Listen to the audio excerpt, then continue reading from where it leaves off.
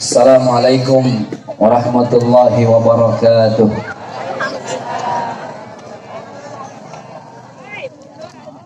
Alhamdulillah alladzi khalaqal insana fi ahsani taqwim. Wassalatu wassalamu ala asyrafil anbiya'i wal mursalin wa ala alihi wa ashabihi ajma'in. La ilaha illa anta subhanaka inni kuntu minaz zalimin.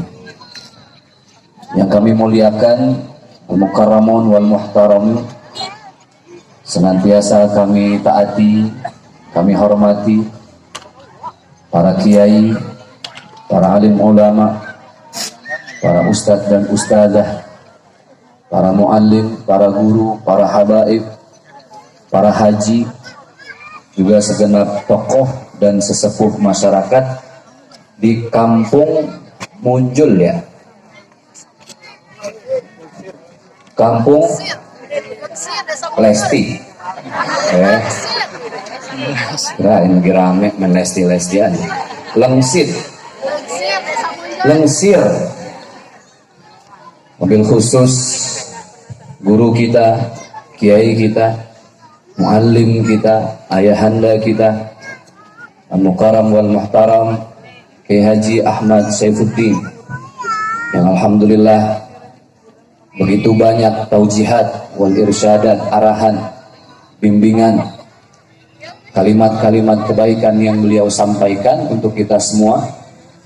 Kita doakan mudah-mudahan beliau selalu disehatkan oleh Allah Subhanahu wa taala, diberkahkan oleh Allah dunia akhirat, dan semoga kita terus bisa menikmati kajian-kajian keilmuan beliau, karena alhamdulillah beliau adalah guru pengajian rutin ya di Musola Al-Hikmah.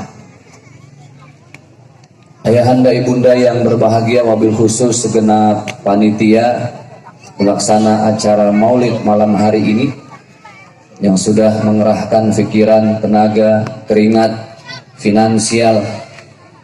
Mudah-mudahan ini jadi bukti betapa kita cinta kepada Allah dan Rasulnya.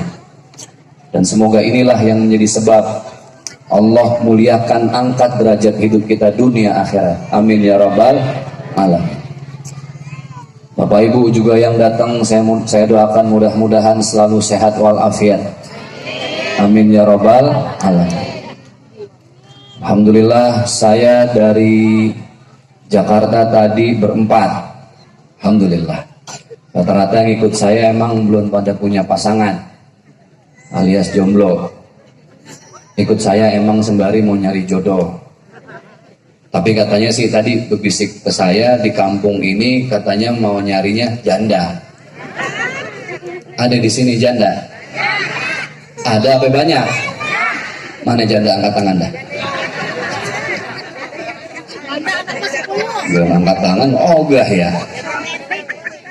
Alhamdulillah kehadiran saya di sini berkat silaturahim, berkat kekeluargaan daripada abang saya, Bang Dede. Alhamdulillah. Mana beliau? Ada. Oh, lagi ngaturin berkat kayaknya. Mudah-mudahan Allah muliakan juga hidup beliau dunia akhirat. Amin ya rabbal alamin. Kalau saya pikir mah apa yang disampaikan kiai kita tadi udah mantap, udah tuh ya. Mudah-mudahan bisa kita amalkan sehari-hari. Amin ya rabbal alamin. Baik, saya mau tanya dulu. Nabi yang kita pelajarin dari mulai kecil, TK, ibtidaiyah, sanawiyah, aliyah sampai kuliah. Nabi yang paling ganteng, yang paling tampan, Nabi siapa? Nabi Yusuf alaihis salam. Pertanyaannya, ini saya mau nyindir takut jatuh lagi nih, Mbak. Aman ya? Ini air putih doang apa di depan ya? Ya dari pagi acara air putih mulu. Nah kita pulang kayak ikan mujair. Baik, Nabi Yusuf alaihissalam nabi yang paling ganteng. Pertanyaannya, lebih ganteng mana, lebih tampan mana antara Nabi Yusuf alaihissalam dengan Nabi besar kita Muhammad sallallahu alaihi wasallam? Muhammad. Ini yang mau kita bahas. Kiai, guru izin, mana tahu nanti apa yang saya sampaikan mungkin ada rujukan ilmu yang kurang tepat. Maklum, masih sambil belajar. Nabi Yusuf kita pelajari nabi paling ganteng di antara sekian banyak nabi dan rasul. Bagaimana dengan Nabi Muhammad sallallahu alaihi wasallam? Ibarat satu lingkaran. Tahu lingkaran ya? Dulu kalau di kampung saya nih asli Betawi. Ada di sini orang Betawi? Banyak. Orang Betawi mah nggak usah nunjuk juga udah kelihatan. Wajahnya wajah bermasalah semua. Ada yang warisan belum dibagi, ya. Ada yang nggak punya warisan, apa yang mau direbutin tanah-tanah orang. Saya asli dari Jatinegara. Tahu Jatinegara? Gembrong, tempat mainan. Jatinegara, Mester. Bu, woi, masih hidup? Jatinegara tahu? Stasiun, yang ada keretanya. Asli saya orang sono. Di kampung saya, kalau dulu emak-emak mau misahin beras dari kutunya, itu ada satu alat namanya tampah. Orang sini bilangnya apa? Sama. Tampah lingkaran. Ini lingkaran kita bagi 3. Kenapa saya bahas ini? Karena inilah apa yang dikupas oleh Syekh Muhammad bin Alwi Al-Maliki Al-Hasan dalam kitabnya yang berjudul Insanul Kamil, artinya manusia yang paling sempurna. Kitab ini khusus membahas tentang baginda Rasulullah SAW, keseharian beliau dan fisiknya. Syekh Muhammad bin Alwi Al-Maliki masyhur, terkenal. Beliau dilahirkan di kota Madinah. Beliau bilang apa? Ibarat satu lingkaran dibagi 3, 50%, 25%-nya 2. Paham gak tuh? Paham ya? Ini ibu manggut, paham apa terpesona dengan saya ini? Saya mau nanya dah, ibu datang kemari niatnya mau dengerin tausiah apa mau lihat ustadznya?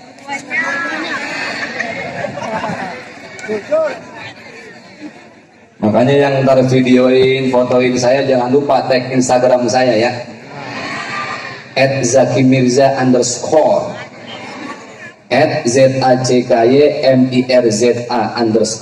@zakimirza_, jangan salah.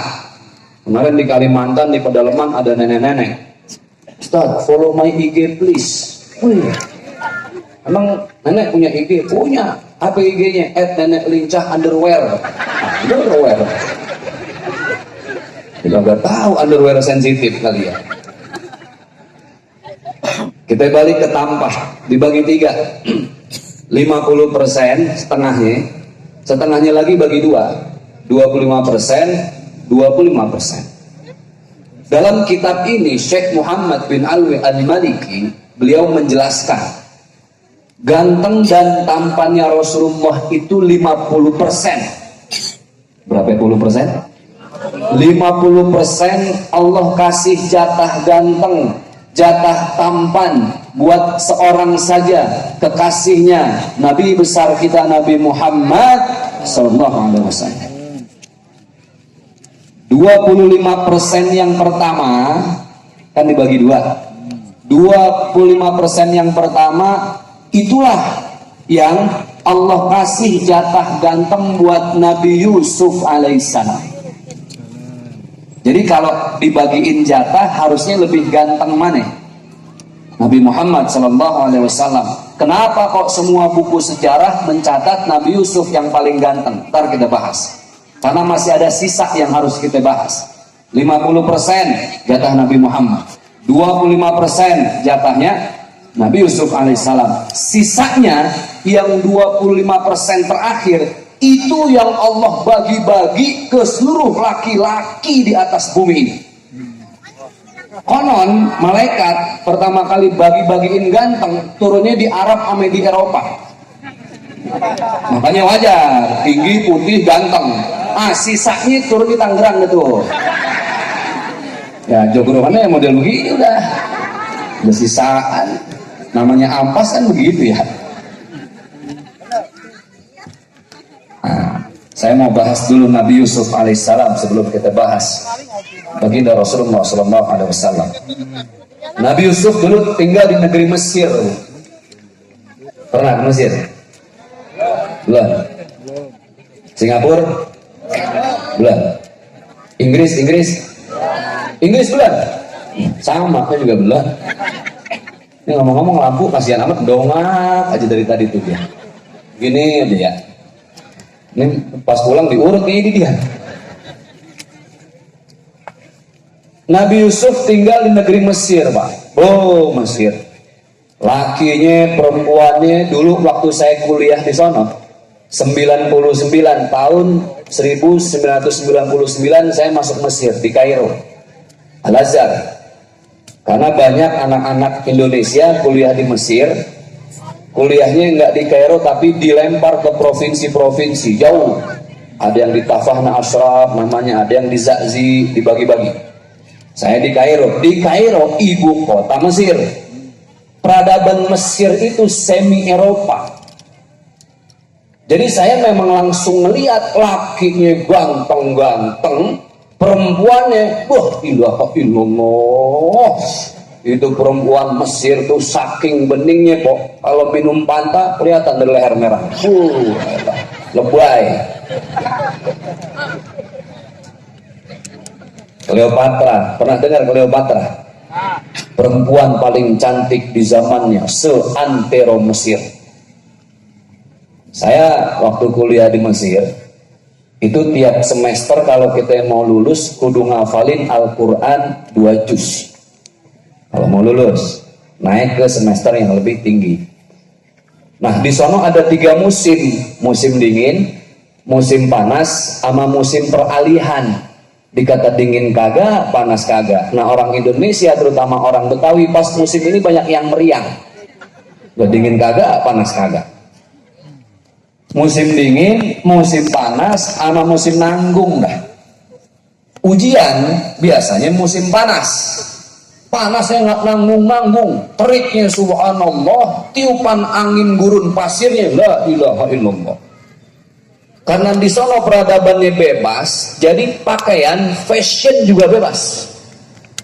Yang perempuan, masya Allah, itu saya kalau dari rumah mau ke kampus kan naik bis, turunnya di tengah kota, pas kalau kita Sudirman, pusat kota. Turun harus pindah bis buat ke kampus. Namanya di kota musim panas, ya Allah, tuh perempuan Mesir seliwuran. La ilaha illallah, kita liatin dosa nggak dilihat, mubazir. Tuh cantik-cantik. Jadi wajar kalau yang namanya Cleopatra itu subhanallah cantik. Nabi Yusuf laki-laki paling ganteng di zamannya. Sampai bikin seorang perempuan di saat itu begitu terpesona, terpukau dengan tampannya Nabi Yusuf alaihissalam. Perempuan inilah yang pada akhirnya diperistri oleh Nabi Yusuf. Siapa namanya? Siti Zulaikha. Asli orang Arab nulisnya Siti Zulaikha. Masuk dia Betawi jadi Julaiha. Pinggiran kampung namanya berubah lagi jadi Juleha. Pagi-pagi dagang nasi uduk dipanggilnya Empo Eha. Orang Betawi kan namanya cakep-cakep. Bapak saya Abdullah dipanggilnya Haji Ahab. Paman saya Haji Ibrahim, cakep, dipanggilnya Haji Boeh. Temen saya orang Betawi kemarin ada nyasar dapat istri orang Dayak Mu'alaf, Pak. Namanya Sungai Nunuk. Itu kalau dari Balikpapan masih 7 jam kita mau nyampe ke sono. Di ujung bukit itu Masjid Al-Mu'allaf. Udah lama nggak ketemu di sono. Nama teman saya orang Betawi, Muhammad Rasul. Namanya Muhammad Rasul. La ilaha illallah. Mantap banget dipanggil Bang Ocung. Dan cakep Rasul jadi Ocung. Nabi Yusuf, Nabi Yusuf kalau di Betawi jadi apa itu? Ucup ya. Ini Siti Zulaikha, waduh terpesona tiap malam nggak bisa tidur, susah move on kata anak zaman sekarang. Kebayang-bayang terus tampannya Nabi Yusuf alaihissalam, masya Allah hadir di setiap mimpi, nggak pernah bisa lepas, berlari-lari dalam bayangan Siti Zulaikha. Akhirnya dia curhat nih sama temen-temennya nih, satu geng di zamannya, ya emak-emak sosialita dah. Kalau zaman sekarang yang model begini nih pada pakai seragam. Ini seragam pengajian ya? Pengajian? Alhamdulillah. Udah lunas belum? Timbang nanya saya mah. Aturan mah kalau ada saya nggak usah pakai ngomong udah lunas, bilang aja belum. Ntar saya biarin. Kata Siti Zulaikha ke teman-teman ini perempuan semua, kata anak sekarang, hei besti-besti, lo tahu nggak? Di Mesir ini ada laki yang tampan. Seumur-umur saya lihat laki ganteng, nih paling tampan. Rizky Bilar lewat. Tahu Rizky Bilar? Lagi rame. Apa kasusnya? Lo paham banget ya. Sama gosip bukan main, ngerti banget nih emak-emak.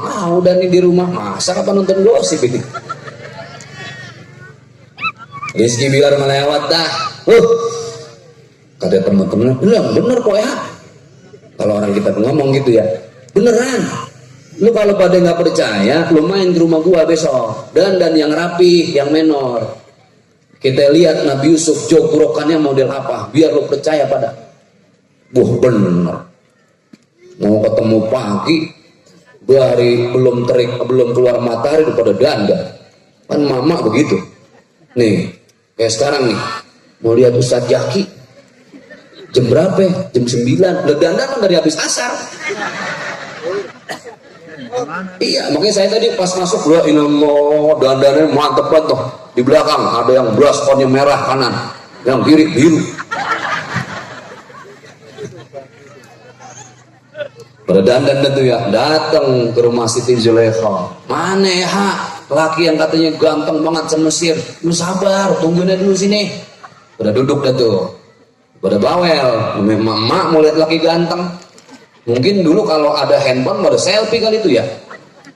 Mana Nabi Yusuf? Mana namanya Yusuf? Bentar, lu sambil nunggu. Kisah ini disampaikan Allah dalam Al-Quran. Nih masing-masing kata Siti Zulaikha, gue bekelin apel atu, pisau atu. Apel pisau. Sambil nungguin Yusuf datang, lu iris-iris dah tuh. Lu potong-potong apel. Biasa sambil ngegosip dah, kan begitu ya. Lagi nungguin laki kan ngegosip, ya Allah, yang mana ya? Dengan sabar kita. Le perempuan bang maaf lagi ngegosip, nunjuk bukan pakai nunjuk, pakai bibir. Yang mana? No.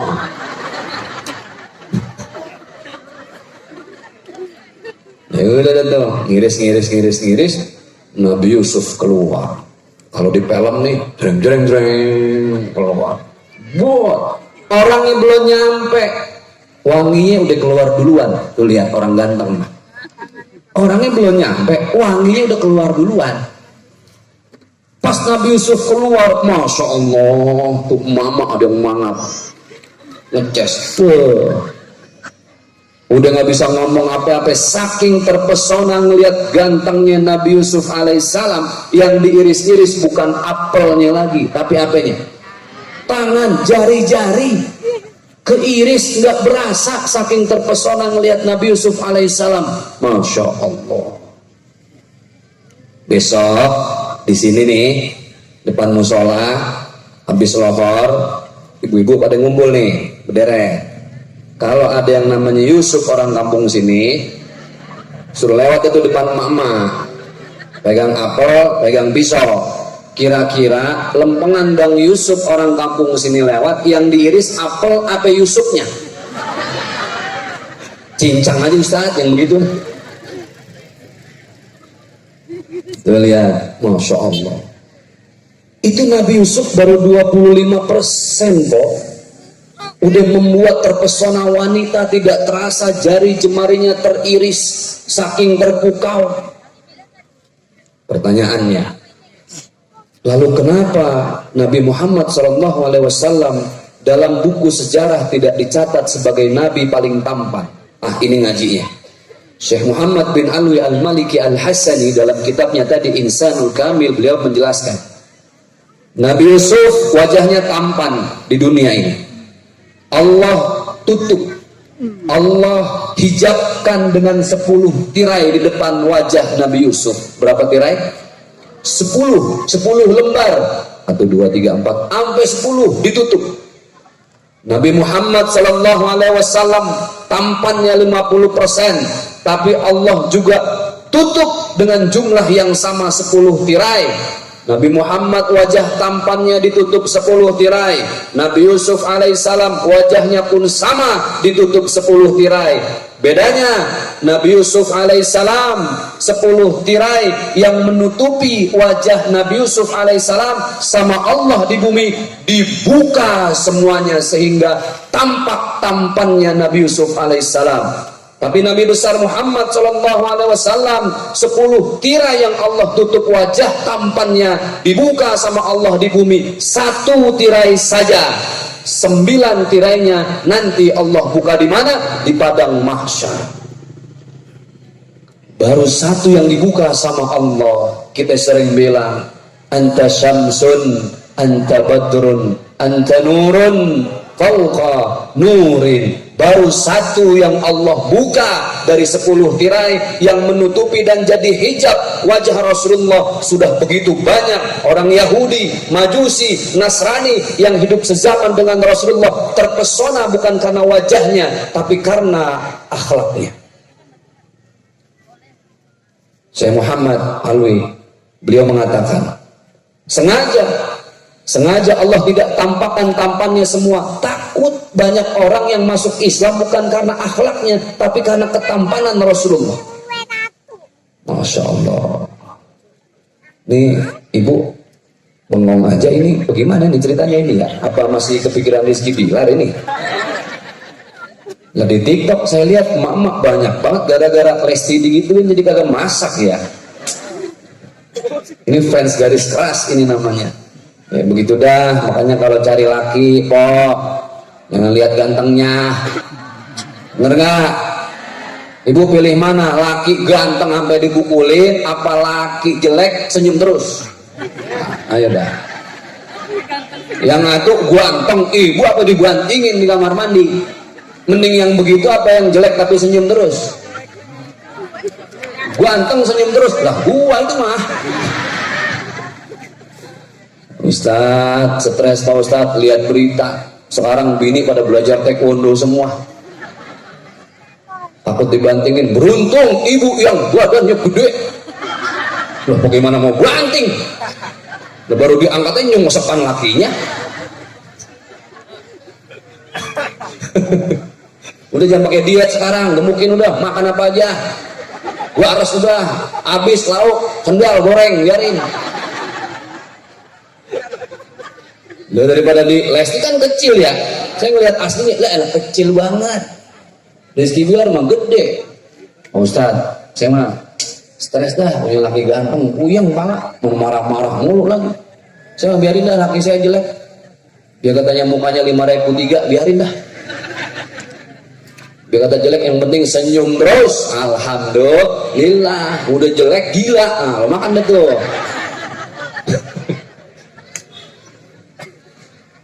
Tuh lihat, Masya Allah, Rasulullah SAW. Ini temanya kan Maulid. Kita mau bahas lebih dalam lagi supaya pulang ntar ada hikmah yang bisa kita amalin, kita praktekin. Pertanyaannya lagi, kalau di dunia yang bisa melihat wajah Rasulullah itu sezamannya mungkin semua para sahabat. Pertanyaannya, siapa nanti di padang mahsyar yang Allah kasih izin, Allah kasih kesempatan untuk melihat wajah baginda Rasulullah ketika dibuka sisa tirainya yang berjumlah 9? Itu pertanyaannya. Supaya kita nanti terpanggil untuk masuk ke dalam golongan yang Allah kumpulkan, yang Allah izinkan untuk melihat wajah baginda Rasulullah Sallallahu Alaihi Wasallam. Saya dulu kuliah di Mesir, punya teman tertulis, kalau kita KTP di identitasnya itu Kristen Koptik, Nasrani lah kalau di kita. Tapi sebenarnya dia udah puyang, agama udah dicobain semua. Nah, orang kayak lagi kulineran, nyobain bakso, nyobain mie ayam, ini kagak. Semua agama udah dia cobain. Tinggal serumah sama saya, bapaknya Amerika, ibunya Turki. Ganteng bu, wah, masya Allah. Dia bilang apa? Zaki, saya ini banyak bergaul dengan orang-orang non-muslim, orang-orang Islam juga saya banyak bergaul. Tapi subhanallah, kata dia sampai bisa bilang subhanallah, dia sampai bisa bilang astagfirullah. Sekarang bu, mohon maaf, viral di TikTok, orang non-muslim aja kaget aja udah bilang astagfirullah. Benar nggak? Orang muslim kaget bilang subhanallah. Ini yang muslim asal kaget, ayam. Ayam dipitnah. Dia sampai bilang subhanallah, saya banyak teman saya orang Yahudi, banyak teman saya orang Nasrani, kata dia. Tapi Zaki, salut saya sama orang Islam. Kenapa ente salut? Dengan bahasa dia bilang apa? Cuma orang Islam setelah saya survei, satu-satunya umat beragama di atas muka bumi selalu menyebut satu nama di setiap sholatnya, yang paling sedikit 5 waktu, belum di sholat sunnah yang lainnya, belum ketika berdoa, belum ketika ibadah-ibadah yang lain, selalu dibawa nama satu itu, nama Nabimu Zaki Muhammad Sallallahu Alaihi Wasallam, yang saya yakin kamu dan semua umat muslim belum pernah melihat wajah beliau. Betul nggak? Belum pernah. Ibu pernah lihat wajah beliau? Belum. Ibu sudah pernah mendengar suara beliau? Enggak. Makanya hebat Pak, wajah Nabi Muhammad itu tidak pernah tergambarkan oleh siapapun. Betul, itu mukjizat dari Allah. Saya lupa, kalau nggak salah di Turki dulu ada seorang yang bikin komik coba menggambarkan wajah Rasulullah, habis dihujat sedunia, demo sedunia. Dia ingin menggambarkan wajah Rasulullah seperti apa, nggak bisa. Kenapa? Hikmahnya Bapak, kalau wajah Rasulullah bisa tergambarkan, akhirnya orang pada iri. Misalnya gambarnya wajahnya putih, lah ntar orang Papua bagaimana? Kepengen juga dong Nabi Muhammad wajahnya mirip orang Papua, nggak bisa. Itulah kenapa selalu digambarkan dengan cahaya. Ibu baca buku cerita, cuma ada nama doang, Muhammad, betul nggak? Tidak digambarkan sebagai seorang manusia. Ini hikmahnya besar. Bayangkan berapa banyak orang muslim yang berkelahi gara-gara berebut wajah Nabi Muhammad yang benar begini, yang benar begini. Nah, subhanallah, dia bilang hebat orang Islam. Saya selalu mendengar kalimat yang indah, Allahumma salli ala sayyidina Muhammadin wa ala ali sayyidina Muhammad. Padahal kita belum pernah melihat orangnya, tapi ada rindu yang begitu berkecamuk di dalam hati kita setiap sholat. Kita kalau lagi mahalul qiyam, masya Allah, itu seakan-akan Rasulullah hadir di tengah kita. Betul nggak Bu? Ada tukang es, ini saya cerita nih. Tukang es dagang tiap hari, cuman jauh dari masjid dah. Kagak pernah sholat, muslim, Islamnya KTP doang. Makanya kenapa ada sinetron Lu Islam KTP, KTP-nya Islam, sholat ya kagak. Kalaupun sholat STNJ, sholat terus maksiat jalan. Tiba-tiba esnya belum laku, udah mau habis. Datang tuh rombongan Serombongan pakai peci, pakai baju koko, pakai sorban, sarungan, datang dah 5-10 orang. Bang, beli es bang. Tukang es nanya. Apa kata tukang es? Bang, abang rombongan dari mana? Oh, kita baru kelar acara bang. Acara apaan? Maulid. Maulid apaan sih? Peringatan memperingati hari kelahiran baginda Rasulullah. Oh ada. Ya udah bang, beli. Habis. Dia mikir, otak bisnisnya jalan. Ini kalau gue datang tiap acara Maulid lah, aku kayaknya nih. Dia nanya, bang, acara Maulid ini malam doang? Kagak. Maulid tiap malam, tiap hari. Apalagi musim Maulid begini, ibu-ibu udah masak kagak di rumah. Kalaupun ini ngangetin berkat doang. Besok ada Maulid bang, ada tukang es ada. Besok di sini bang, besok di masjid yang ono bang. Oh yuk dicatat sama dia. Besok gue datang nih, datang betul. Harusnya dagang 5 jam habis, nggak sampai sejam udah habis, bures. Diborong sama siapa? Sama jamaah Maulid. Mulai itu dia ketagihan. Gue cari lagi di Maulid. Nanya, oh di masjid anu, datang lagi. Pas lagi dagang sekali, 2 kali, namanya ada pengeras suara, mic, suaranya kenceng, dia dengar, mulai itu dia nyimak. Oh ya Allah, Allah ya Nabi salam. Mulai hatinya, ya Allah kok enak ya. Rasa-rasanya saya nggak pernah nemuin rasa sejuk model begini nih. Dengerin lagi tausiah, dengerin lagi ceramah, ada lagi doa. Kadang dia kebagian berkat. Kalau di sini dah kebagian kali ini ya. Tuh tukang es, masya Allah, panitia saking perhatiannya, bang, abang udah makan belum? Makan bang, ini berkah Maulid, masya Allah. Akhirnya dengerin tausiah, dengerin ceramah, dengerin Maulid. Suatu hari dia ngomong begini, ntar saya dagang setengah main aja Penasaran kalau datang ke dalam bagaimana? Wah, dia beli baju koko seumur umur, baru itu beli baju koko sama peci, nggak pernah dia. Gerobak nih digembok, ya nggak? Dia masuk, dia ikut baca Maulid, nangis dia. Pas mahalul qiyam dia nangis, ya Allah, nggak tahu kenapa. Kok setiap disebut nama Nabi Muhammad hatinya bergetar. Akhirnya dia udah bilang, wah berarti besok saya kalau dagang saya niatin dah. Ini orang lain pada nyenengin Rasul bisa. Ada yang motong kambing, ada yang bikin nasi kembuli, nyiapin parcel buah. Saya juga kepengen. Akhirnya besok dia dagang es, setengahnya udah mau habis, dia sedekain. Paham gak itu ya? Setengahnya udah habis, udah dibeli orang, setengahnya dia sedekain, dia panggil, dek mau es nggak? Gratis. Ada yang nanya, abang nggak rugi bang? Kan masih banyak, kenapa dibagi-bagiin? Apa dia bilang? Saya pengen buktiin cinta saya sama Rasulullah SAW semampu saya dengan apa yang saya punya, walaupun cuma dengan dagangan saya berharap pengen banget dapat kesejukan dalam hati. Setiap Maulid begitu terus datang dia rutin, waduh masya Allah, sampai dia bilang kepengen juga nih saya bikin sendiri Maulid. Subhanallah, tukang es nabung tiap hari sehari 5.000. Berapa sehari? 5.000 lebih, syukur kurang nggak boleh. Dia ambil itu kaleng kongguan, tahu yang bekas. Ini kaleng paling munafik sedunia, gambarnya doang biskuit, isinya rengginang. Nah ini lebaran model begitu kayaknya nih. Itu mending kaleng kongguan. Yang kita nggak demen apa ya? Kaleng Astor. Dari jauh kita samperin, dibuka opak, nenek-nenek langganannya. Dia ambil tuh kaleng kongguan, dia tulis tabungan Maulid 5.000 sehari. Subhanallah, saking pengen nyenengin Rasul.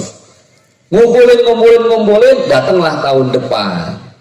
Dia bikin Maulid nggak nanggung-nanggung hasil tabungan. Dia mau ngundang berapa orang? 100 orang. 100 orang tetangga mau dia undang. Nggak nanggung-nanggung lagi. Uang biaya sendiri, nggak pakai nangguk-nangguk, sendiri. Tetangga diundang 100, dia masak sendiri, belanja sama bininya sendiri, sama anaknya Dora. Subhanallah. Malam acara, siang dia ngundang, door to door, do you understand? Yes aja biar cepet ya.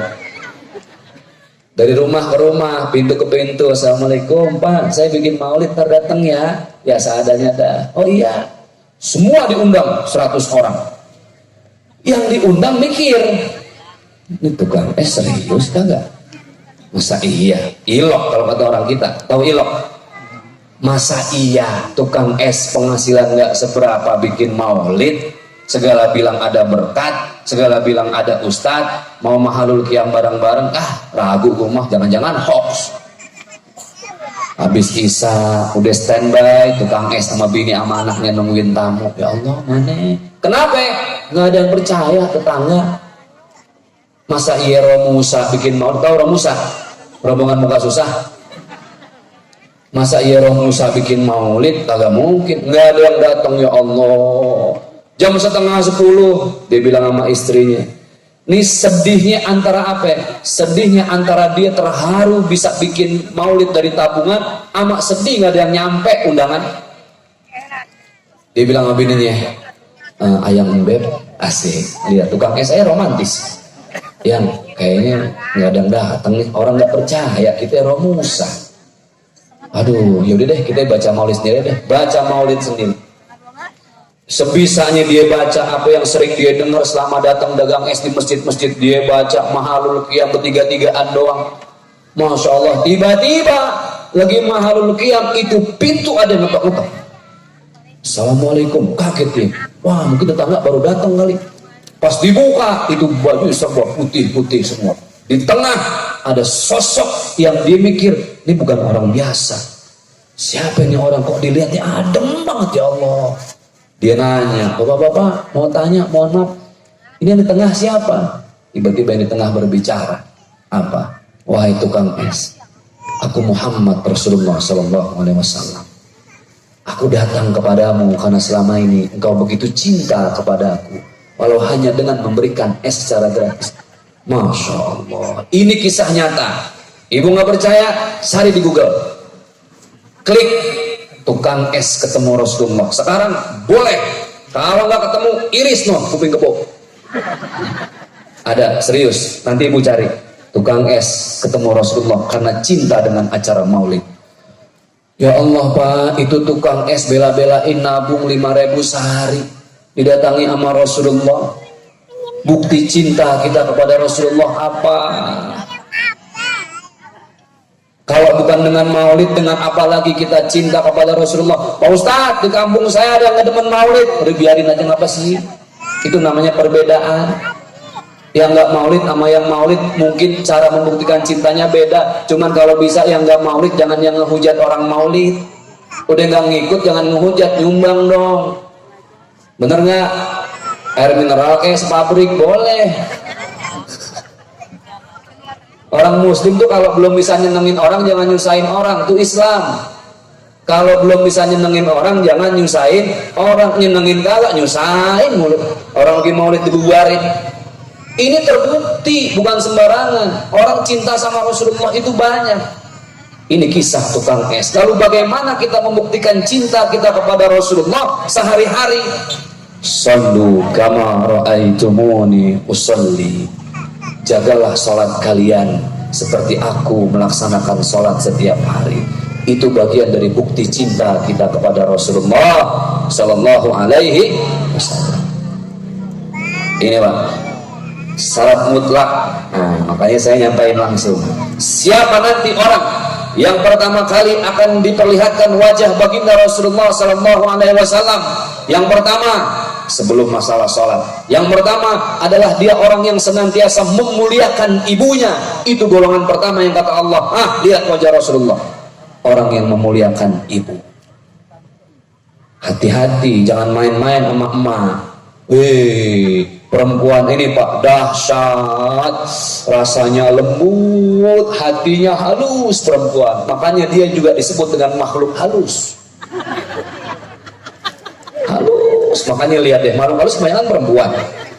Yang nyangsang di pohon beringin apa namanya? Kuntil anak, laki perempuan. Perempuan, kalau laki mah kuntil bapak namanya. Perempuan, makanya ada istilah the power of emak-emak. Wes, kalau udah ngomongin emak-emak, wah Pak, kelar hidup kita udah. Hati-hati Alqomah sahabat Rasulullah, rajin sholat, rajin sedekah, matinya susah gara-gara sekali doang pernah nyakitin perasaan emak. Kata Rasulullah, wahai bunda, mau dimaafin nggak anakmu ini? Kalau nggak dimaafin akan kami bakar jasadnya. sekeras-keras dan semarahnya emak-emak anak, ya udah Rasul saya maafin, meninggal alqomah, ringan sakaratul mautnya. Tuh emak. Sahabat tanya sama Rasulullah, ya Rasul, siapa orang yang harus pertama kali aku muliakan? Jawabnya apa? Ibumu. Siapa lagi ya Rasul? Ibumu. Siapa lagi ya Rasul? Ibumu. Baru setelah itu ayahmu. Jawab tuh, ibunya berapa? 3. Bapaknya? Catat Pak. Ibang suruh nyatet, ibu 3, bapak atulah cakep urusan. Tuh lihat ibu-ibu, waduh. Makanya kita kalau udah mama ngalah aja udah ngalah, itu yang paling sakit hati. Fans garis beratnya Leslar itu kan emak-emak. Berapa banyak ribuan emak-emak nggak masak gara-gara kecewa sama Rizky Bilar. Betul nggak? Tuh emak-emak, oh kalau udah emak-emak ribet dah kita. Hati-hati. Kalau udah emak-emak naik motor metik, mendingan ngalah. Cuma dia sen kanan belok kiri.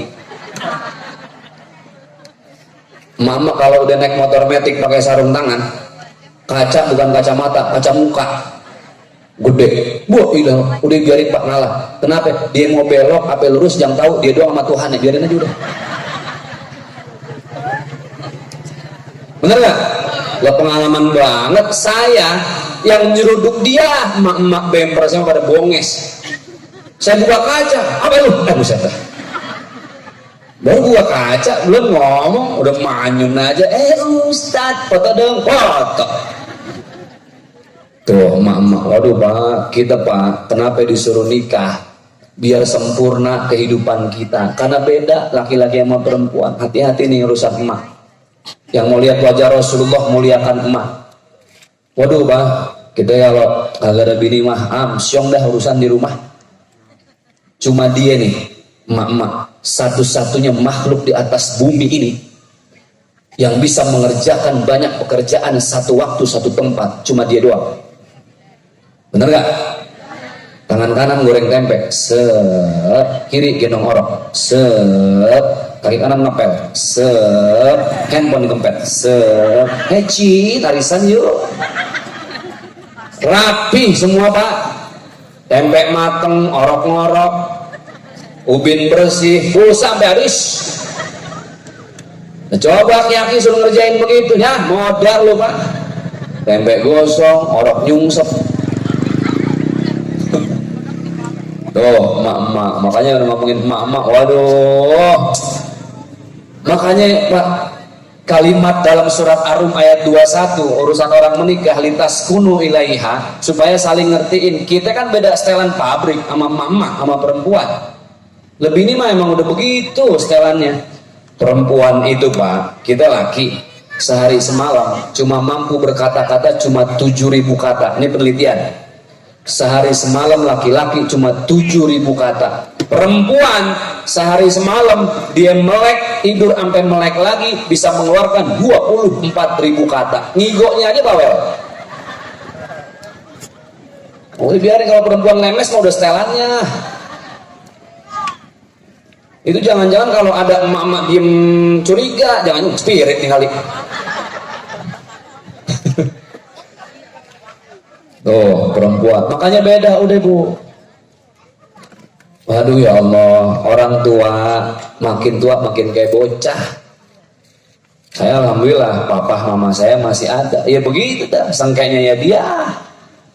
Lah dulu kita yang sengkek, Allah memutar, dibikin rotasi sama Allah. Dulu kita yang sengkek sama orang tua, nggak dibeliin balon kita ngambek, nggak dibeliin susu kita ngadet, ngegerung-gerung, rumput orang dicabutin. Dulu, sekarang waktunya kita ngertiin orang tua kita. Kalau bukan kita siapa lagi?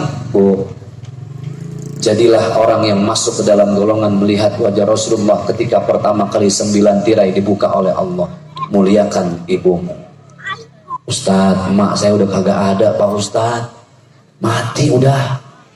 Kenapa meninggalnya? Angin duduk Pak Ustadz. Tuh angin jahat banget Ustadz, duduknya bikin mati. Itu nggak loncat tuh angin Ustadz. Udah meninggal Pak Ustadz, bagaimana saya pengen berbuat baik. Ibu banyak berbuat baik, ibu senengin tetangga, ibu senengin teman-temannya, ibu senengin adik-adiknya, tante-tante kita, keluarga dia senengin, niatnya pahalanya buat ibu yang udah meninggal.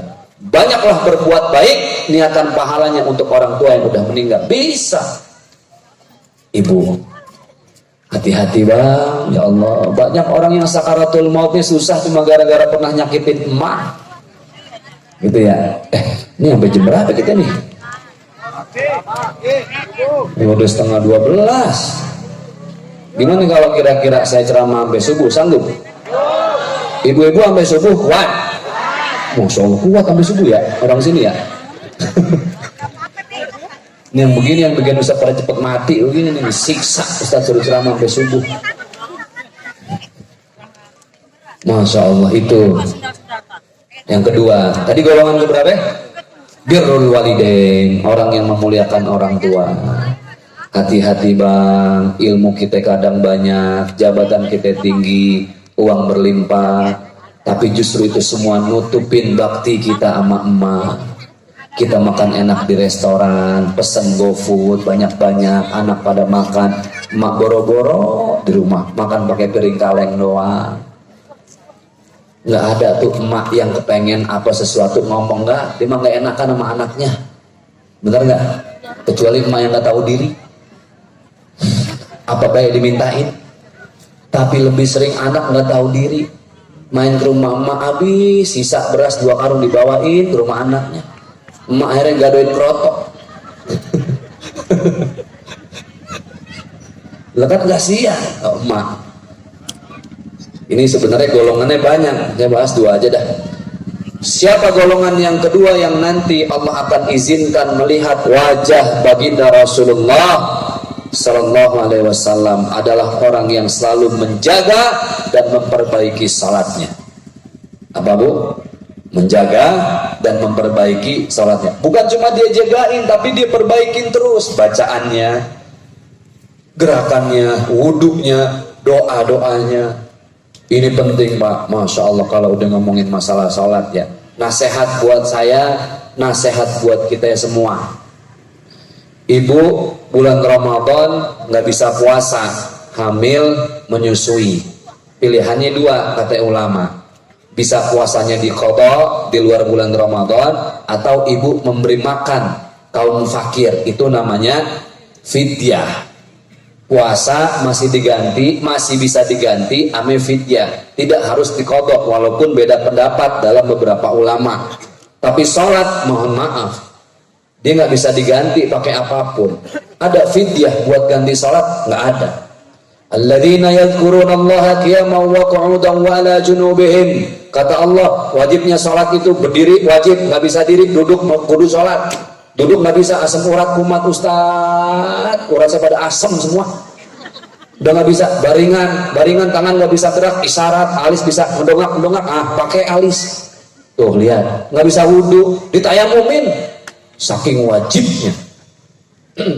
Perintah haji, perintah umroh Allah kasih melalui malaikat Jibril, tapi kalau sudah perintah sholat Allah kasih langsung kepada kekasihnya, nggak pakai mediator, nggak pakai pihak ketiga. Tuh lihat, saking pentingnya. Bang Haji Roma Irama kalau lihat di YouTube kan lagi bikin podcast nih sekarang ya. Namanya apa ya? Saya lupa tuh podcastnya Bang Haji Roma. Pernah yang diundang Kang Sule. Kenal Kang Sule ya? Bang Haji nanya, Kang Sule bagaimana ibadahnya? Alhamdulillah Bang Haji, sambil malu-malu. Bang Haji, alhamdulillah doain dah Bang Haji. Bang Haji nanya lagi, Bang Sule sholatnya bagaimana? Ya begitu dah Bang Haji, sambil gesek-gesek paha. Ya lagi ingat-ingat, lagi kagak-kagak. Lah bagaimana Sule? Katanya mau lebih baik. Ya begitu dah Bang Haji. Mudah-mudahan sih sholat yang saya tinggalin sengaja bisa diganti sama pahala yang lain. Kata Bang Haji Roma apa? Bang Sule punten, sholat nggak bisa diganti, nggak bisa ditambal pakai pahala yang lain. Sholat berdiri sendiri. As-salatu imaduddin. Sholat itu tiang agama. Ini tenda bisa berdiri karena ada tiangnya. Kalau tenda berdiri nggak ada tiang, siapa yang nyangga? Jin. Agak bisa, kudu ada tiangnya. Tiang agama sholat. Ustadz, saya sengaja ninggalin sholat Pak Ustadz kemarin asar. Kenapa lo tinggalin? Sengaja Pak Ustadz, habis sholat dari saya kecil gitu-gitu aja gak ada perkembangannya.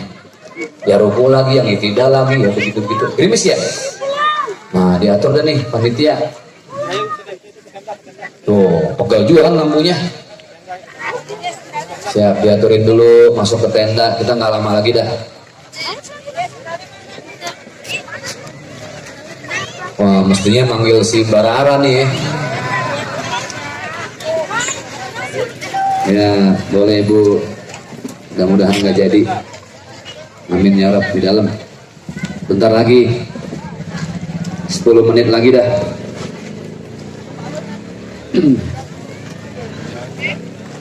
Ya, silakan Ibu sambil